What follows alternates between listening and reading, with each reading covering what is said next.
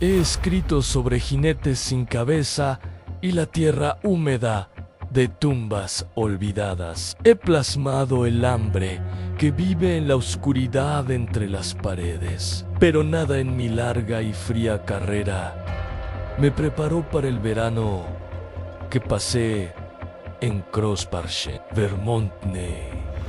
Para la mujer que cantaba desde la garganta de una campana ahogada. Debes entenderlo.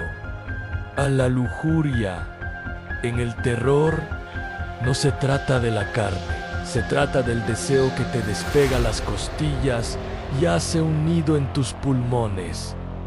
Es la forma que susurra tu nombre secreto, y una vez que te tiene, caminarás hacia cualquier oscuridad para sentir su mano en tu mejilla. Mi nombre es Thomas Crane. Tenía 47 años ese año.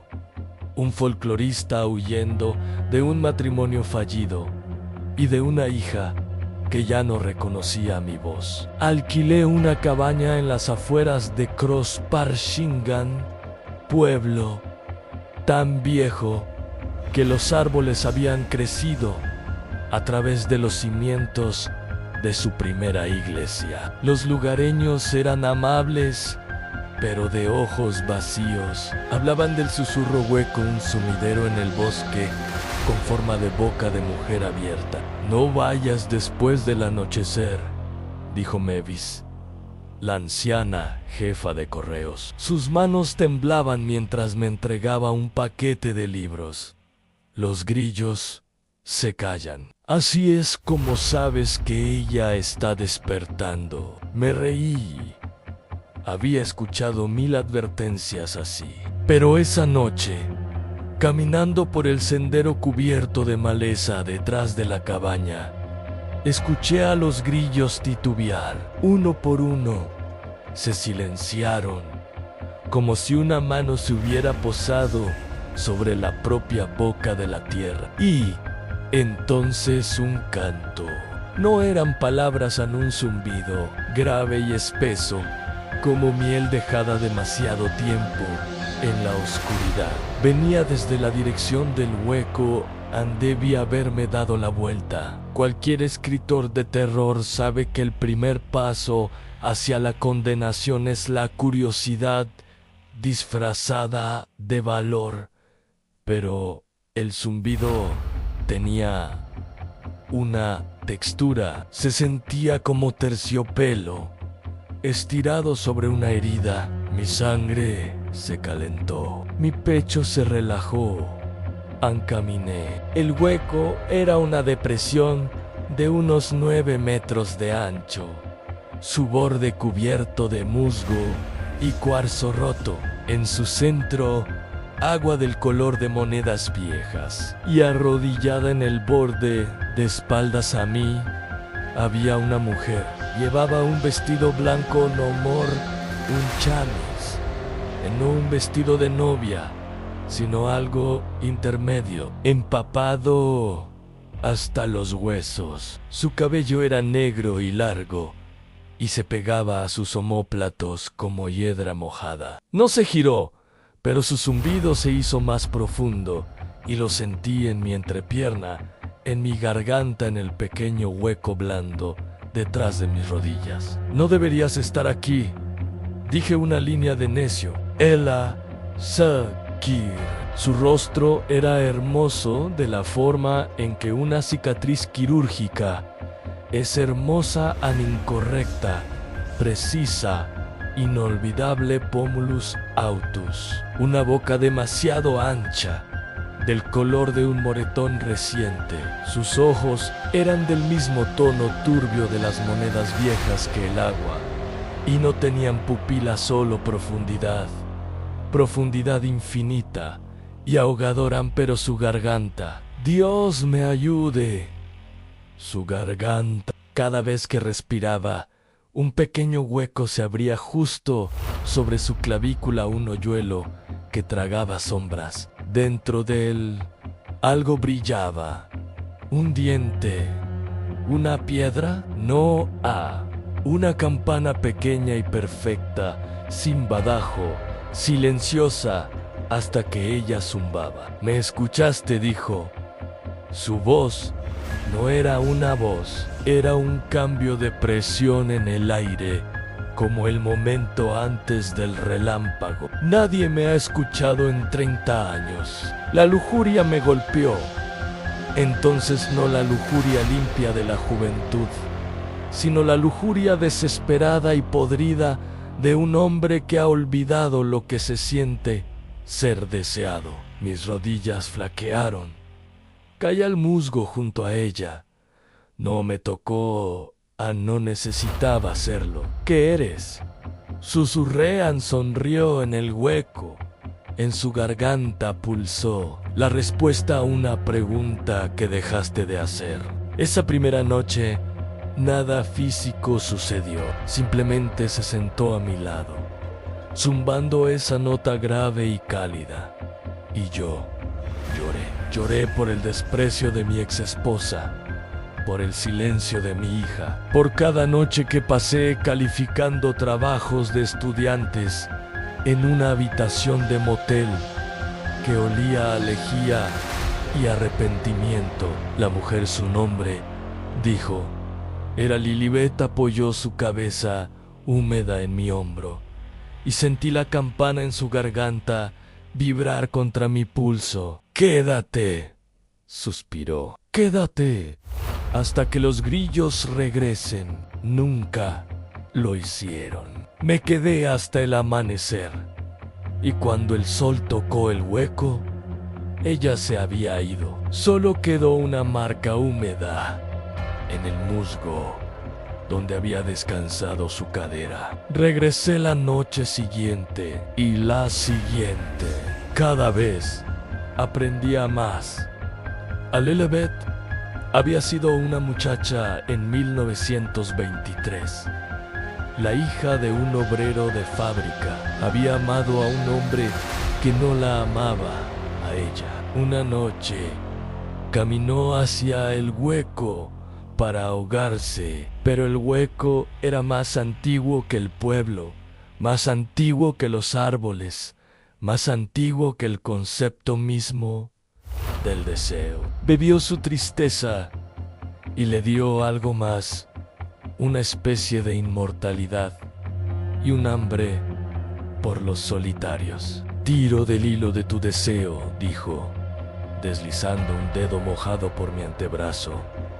No era una caricia, era una pregunta. Cada deseo secreto que has enterrado, cada mano que quisiste sostener, cada boca que quisiste besar y no besaste, los recojo, los vistomblé. Creí, porque cuando estaba con ella me sentía de 17 otra vez. Sentía el enamoramiento del chico en la biblioteca, la chica en la fuente de sodas, el profesor cuyas conferencias me revolvían el estómago. Lilibet no discriminaba, quería el deseo mismo. Para la segunda semana dormía mal. Mis sueños no eran pesadillas, sino anhelos ambastos, informes agotadores. Despertaba con rasguños en las costillas, no de garras, sino de mis propias uñas, cavando como para abrir mi pecho y ofrecerle mi corazón en una bandeja. Los lugareños comenzaron a evitarme. Mavis dejó de entregar mi correo. El tendero fingía no verme. Solo el viejo Ezra, el último sepulturero del pueblo, habló. «Has ido al hueco», dijo. Estaba afilando una pala afuera de su cobertizo. «Puedo olerla en Tian'a, cobre mojado y talco de bebé. No es malvada», dije. Ezra se rió, un sonido seco y entrecortado. «Hijo, el mal es una palabra que la gente usa cuando no quiere decir hambriento. Ella no es malvada, es un agujero y te estás cayendo dentro. Anme, contó el resto. Lilibet había reclamado a otros 7 a lo largo de las décadas, mayormente hombres. 2 mujeres, cada uno había sido encontrado en el fondo del hueco, no ahogados, sino vacíos, ojos abiertos, piel intacta. Las autopsias no mostraban nada excepto que sus corazones se habían detenido no por un trauma, sino por una especie de resignación celular. La deseaban tanto que olvidaron respirar, dijo Ezra. Ese es su don. Te da exactamente lo que anhelas hasta que no queda nada de ti más que una cáscara. Debí haberle escuchado, pero la lujuria no es una bestia racional, es un bucle. Regresas a la fuente de tu placer, incluso mientras te drena, porque la alternativa, el mundo frío y ordinario, sin su zumbido, es peor que la muerte. Esa tercera semana, Lilibet me ofreció una elección. Estábamos tumbados en el musgo, su cabeza sobre mi pecho, su vestido mojado empapando mi camisa. La campana en su garganta pulsaba contra mi esternón. Había dejado de zumbar, en cambio, habló con una voz casi humana. Puedo hacer que te sientas así para siempre, dijo. Pero primero tienes que darme algo. Lo que sea. Anne se incorporó. Sus ojos color moneda vieja eran más profundos de lo que nunca los había visto. Una historia. No cualquier historia. La historia que nunca le has contado a nadie. La que vive en la médula de tus huesos. Basilan. Todo escritor tiene una historia así. La demasiado vergonzosa, demasiado tierna, demasiado cruda. La mía era sobre mi hija. Clara, cuando tenía 6 años, tuvo un sueño de fiebre en el que yo la abandonaba. Juré que nunca lo haría. 3 años después, dejé a su madre. 2 años más tarde, dejé de llamar en sus cumpleaños. La última vez que vi a Clara, tenía 12 años. Estaba de pie en una entrada de cochera, sin llorar, solo mirándome mientras me alejaba. Esa era la historia que Lilibet quería. No por los hechos, el sabor de mi culpa. Cuéntamela, susurró, y su boca se abrió ligeramente, y el hueco en su garganta se dilató como un ojo. Se la conté mientras hablaba. Ella se acercó más a Anne. No me besó. Exhaló en mi boca una larga y lenta expiración que sabía a agua de arroyo y lirios viejos. Y mientras exhalaba, sentí que mi culpa se levantaba. No desaparecía, se levantaba, como un peso que un sirviente carga lejos. La vergüenza de la entrada de cochera de Clara, el dolor de su silencio, desaparecidos. En su lugar, calidez. Un calor líquido y extendido que comenzó en mi vientre y se movió hacia afuera. Angemi. Arqué la espalda. Lilibet puso una mano fría sobre mi pecho y sentí que mi corazón se ralentizaba, no por miedo, sino por placer. Ahí está, dijo. Esa es tu lujuria. No por carne, por perdón. Quería ser absuelto tan desesperadamente que te arrastraste hasta un sumidero para encontrarme. Anne tenía razón y no me importó. Esa noche regresé a mi cabaña y escribí 17 páginas frenéticamente.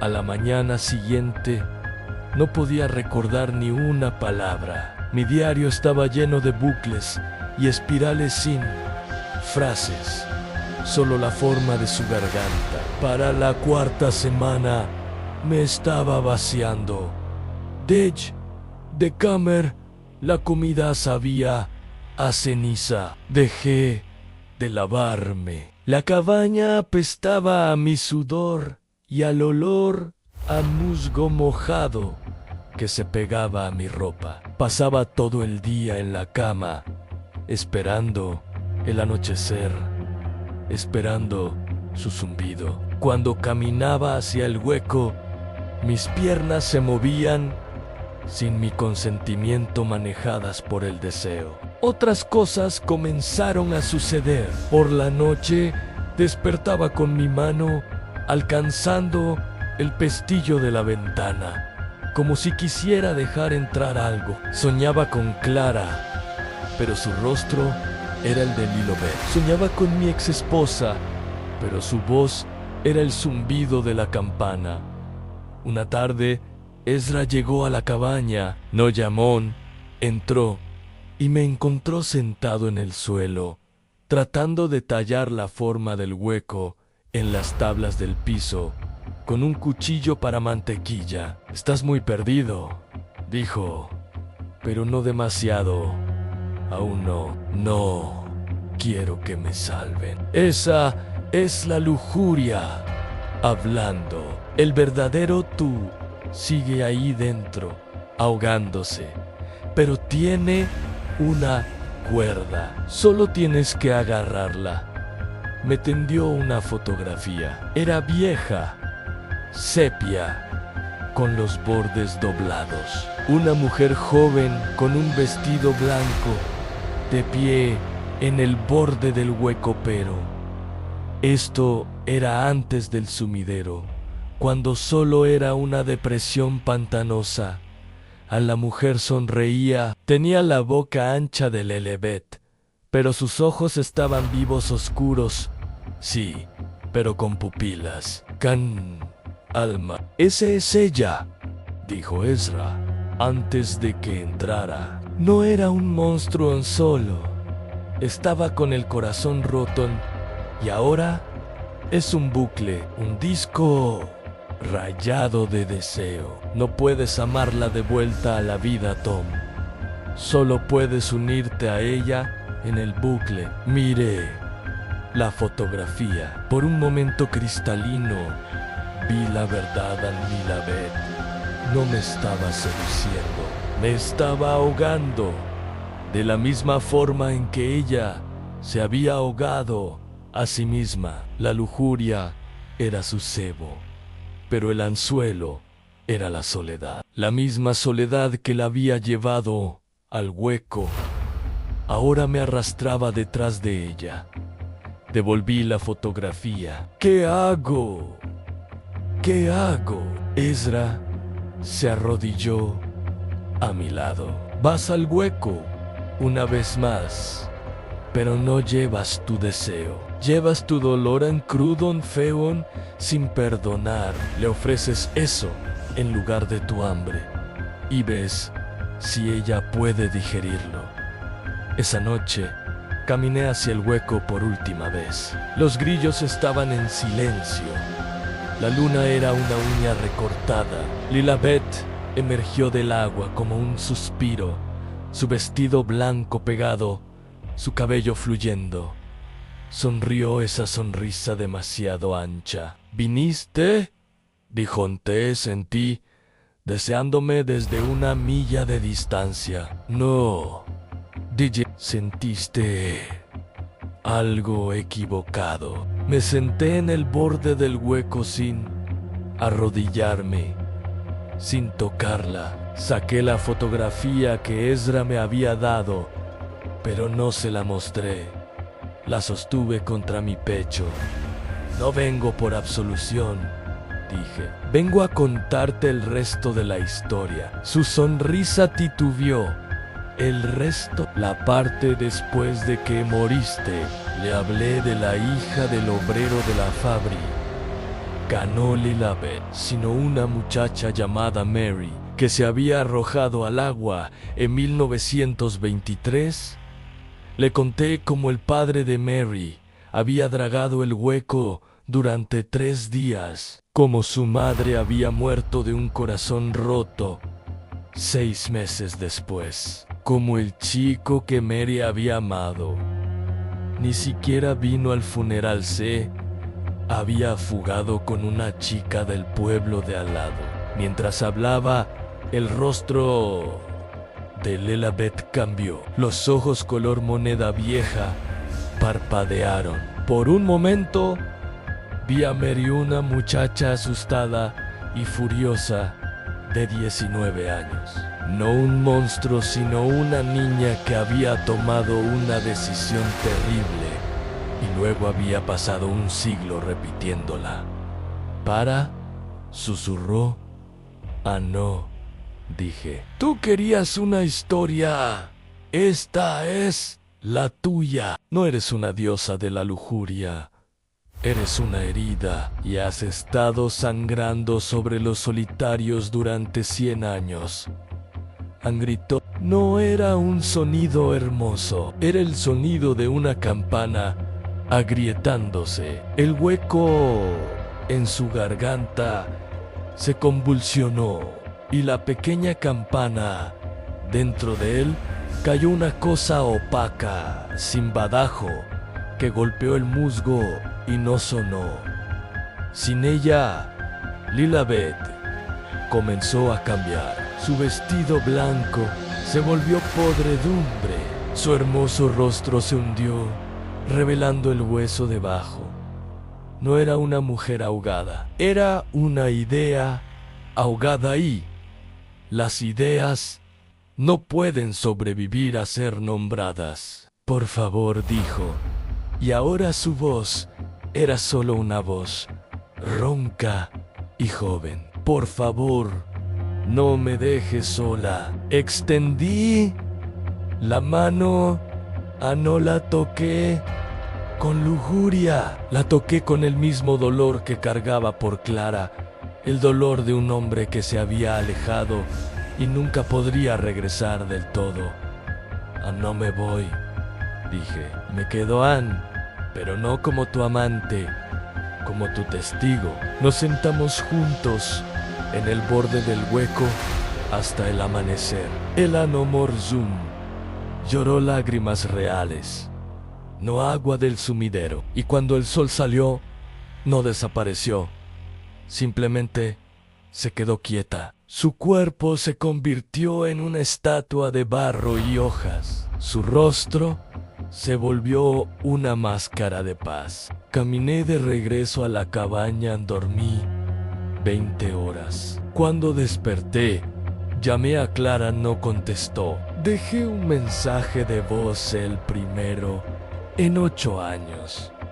Lo siento, Dijen estaba hueco. Estoy tratando de volver a llenarme. Ella me devolvió la llamada 3 días después. Hablamos durante 1 hora. No fue una reconciliación, fue un comienzo. Mi qued en Crow ese parshin otro mes. Visité el hueco cada mañana. Los grillos habían regresado. El agua estaba clara. En el fondo podía ver una pequeña campana rota, ennegrecida, silenciosa, inofensiva. La lujuria. He aprendido en 40 años de escribir terror. No es el monstruo es la ausencia que la lujuria trata de llenar. En la garganta hueca, la entrada de cochera vacía, el teléfono sin respuesta. Si escuchas un zumbido en la oscuridad, no lo sigas. Siéntate con tu dolor en su lugar. Es más feo, es más difícil, pero no te beberá hasta secarte. Y si alguna vez visitas Cross Parshin, trae flores para Merian. Ya no canta, pero todavía escucha.